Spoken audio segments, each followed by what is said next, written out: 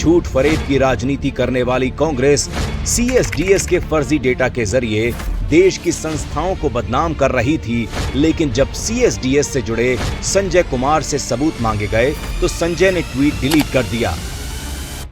This data was also put out on the day Rahul Gandhi was beginning another phase of his campaign, I think, in Bihar. So your data was proving to be very useful to Rahul Gandhi, and now you say the data was wrong. लेकिन सोचने वाली बात यह है कि इससे फायदा किसे हुआ?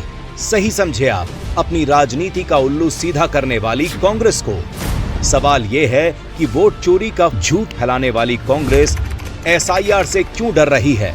चुनाव आयोग की विशेष गहन पुनरीक्षण प्रक्रिया यानी एसआईआर एक सामान्य लेकिन बहुत जरूरी प्रक्रिया है। इसका मकसद है नकली, दोहराए गए, मृत और अवैध नामों को वोटर लिस्ट से हटाना, ताकि भारतीय नागरिकों को ही वोट देने का अधिकार मिले, ना कि घुसपैठियों को।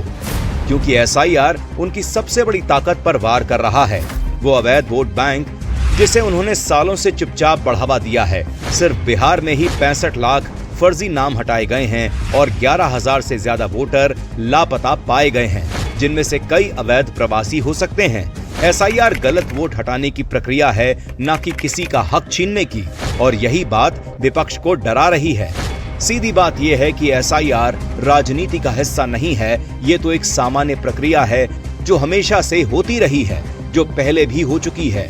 बता दें कि 2002 में बंगाल में हुआ, 2003 में बिहार में हुआ, लेकिन तब कोई विरोध नहीं हुआ। तो अब इतना बवाल क्यों?